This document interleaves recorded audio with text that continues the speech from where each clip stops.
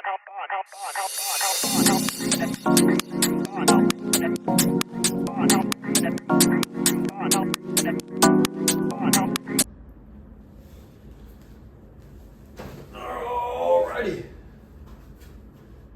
What's up? We are back for another part of my recounting of my U.S. Navy service. Once again, write in the right notebook. Today is part 6.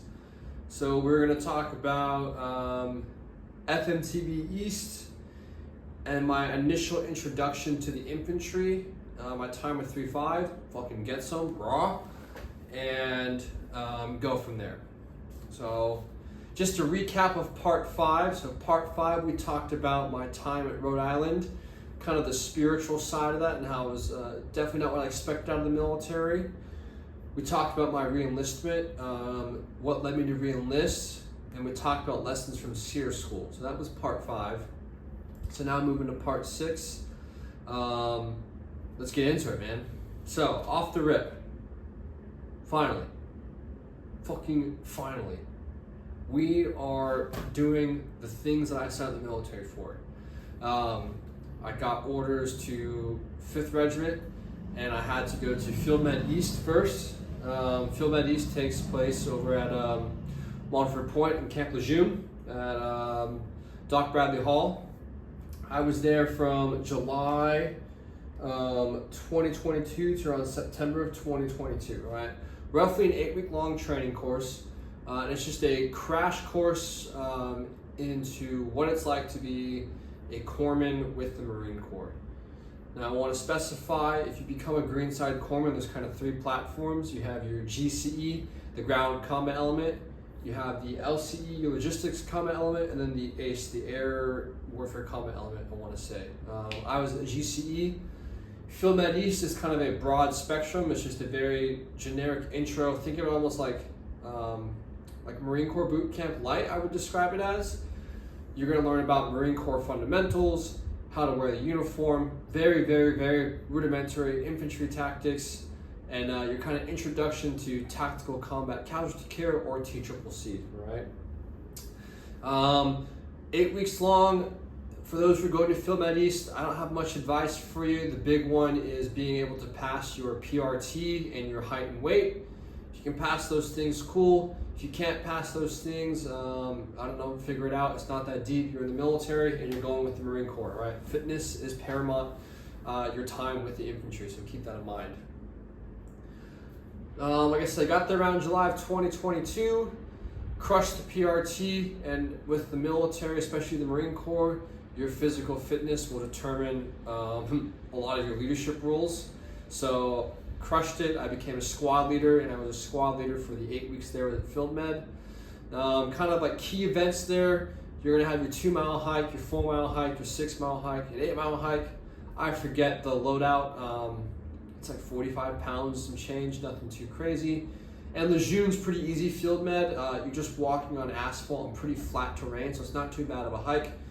Walk in a straight line, turn your brain off. I will say the hikes at Field Med East are nothing compared to what you're going to experience with the infantry, both in terms of terrain and the amount of weight you're going to carry, which we'll talk about my time once we get Greenside.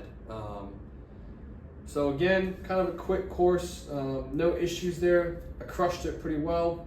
I ended up graduating the course as honor grad, so I had the highest PRT score. And then I think I had like the second highest GPA, and I was also like voted by the class. It's a culmination because there's one guy had the highest GPA, and there's other like the class motivator, just people who like the most. So I had like a combination of all 3 of those things, and that I got an award out of that, which would actually help me promote to E-5, which we'll talk about briefly. And I graduated Field Med East September of 2022, and began my PCS over to Camp Pendleton to 5th Regiment. Thank God, dude. I knew I wanted to be with the infantry on the West Coast. I'm from the West Coast originally. I knew I wanted it at Camp Pendleton, and the fact that I got 5th Regiment, again, from a selfish standpoint, it's dope. Camp San Mateo, it's right there next to the gate. Has one of my favorite beaches in the world, Trussell's, where I got to surf at. I had family in San Clemente, which is 20 minutes away.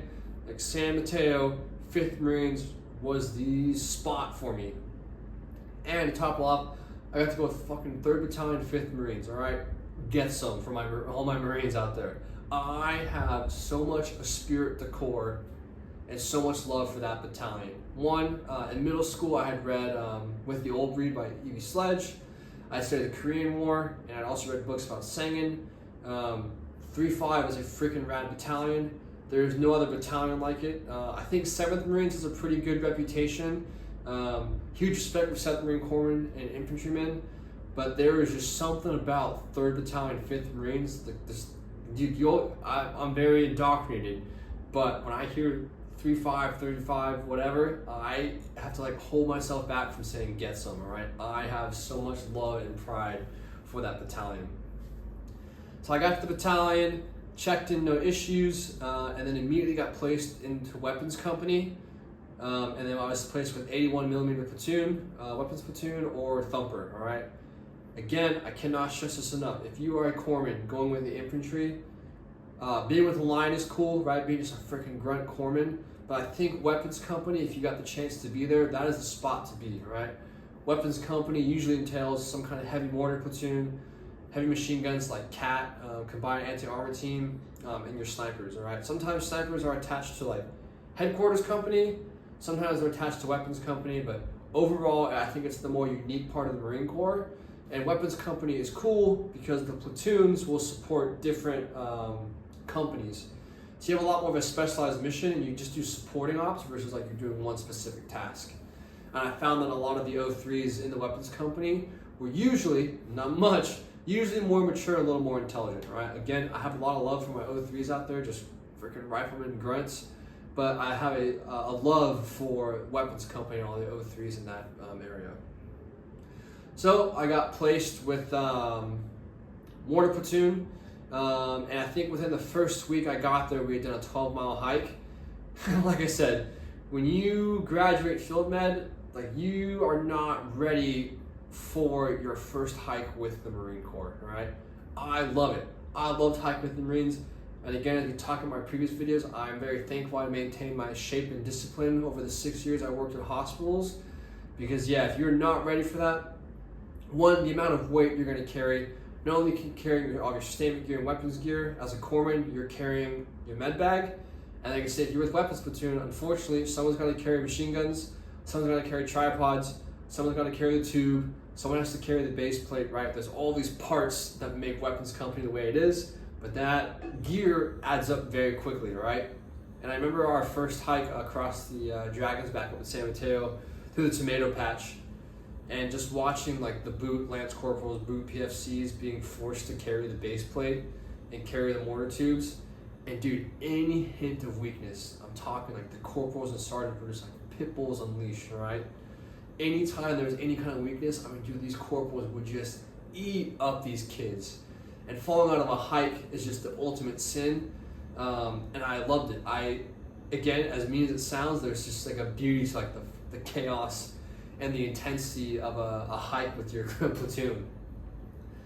We're climbing this uphill part of the Dragon's back. I'm like, all right, I'm the new guy in the platoon, I'm the new medic. I want to show like I'm down to get with the boys. And I was carrying the base plate. I don't know how long I carried it for, but I remember like looking over and one of the corporals saw me. And I kind of got that approval of like, all right, cool, like Doc's good to go. And this corporal's like, why the fuck is Doc carrying the base plate?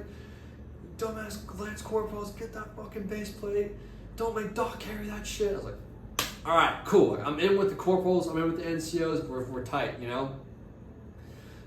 Nothing, like that was the first hike. My first field op was some kind of effects.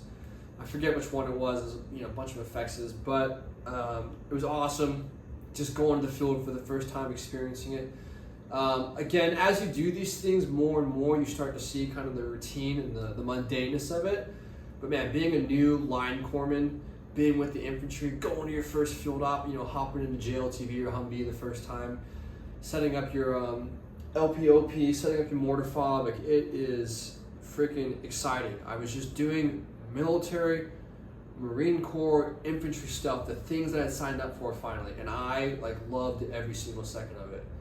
I'm being a little dramatic with that statement for sure, but for the most part, like it was awesome, man. Then my second effects was actually like a live round. I think it was like range 800, I want to call it. And so I got to drop my first round on a mortar tube. Again, what a thrilling experience. I mean, there's a reason it's called Thumper. It shakes the ground. Hearing the rounds of impact, freaking awesome. Around November, we did Mortar Academy, which was just a 2-day field op. The week before it was a bunch of classes on, setting up mortars, how to use them effectively. And then it was just 2 days in the field of non-stop rounds of just 60s and 81s, day and night operations, dropping loom rounds. I wish I had done more with the mortars. I was still kind of new to my role as a corpsman. I was still nervous of like my job as safety corpsman versus being on a gun tube. So I didn't learn too much about mortar systems, how to call for fire. Like I did get to drop a round or two. I hung out with the FDC, hung out with the forward observers, but I didn't really learn about it. I was more just like in awe, like, holy shit, again, I'm doing Marine Corps stuff as a corpsman. Like, I'm a grunt corpsman now. I'm with, I'm just integrated in this platoon. I cannot stress enough just that raw excitement I had and just that love and acceptance I had of being in with the infantry. And I made sure to PT hard. I took my medical stuff seriously, and I like to think I was a good corpsman, and yeah, I was having an awesome time. December of 2022, I picked up E-5, which was just crazy to think about. Because 9 months prior, I had picked up E4 over at Rhode Island, and I was E3 for 5 years. So I went from E3 to E5 in the span of a year. And I attribute my time picking up E5. I had a Navy Achievement Medal, a NAM, coming away from Rhode Island. I graduated as Honor Man from Field Med. I had a transfer eval. And again, like I said before in my previous video, all that time I had spent working at like Navy admin and then Field Med East with all like the Prev Med stuff, dental stuff, TCCC things. Like I organically studied for the test, and it had all like the Navy system in favor for me. So I ended up picking up E5, and I crushed the test. I don't remember how well I did, but I did a pretty good job. Again, if you guys know what it's like being a corpsman, it is a pain in the ass to promote. So luckily I had all these things in place for me to pick up E5 pretty much immediately off that first test, and I was very thankful for that. However, again, here's where I get frustrated with the Navy. So I picked up E5, and my chief, who was very Joe Navy, he was very concerned about the big picture of the Navy in my career. I don't discredit him for this, it's just a frustration I have with the Navy. Oftentimes leadership has to balance the wants of a sailor, the wants of the juniors versus the wants of the Navy and the future. So I understood why he wanted to do this, but I was also very frustrated. So as soon as I picked up E5, he was like, perfect, Edwards, we're gonna put you in H&S as sick call supervisor, or make you senior line at some line company.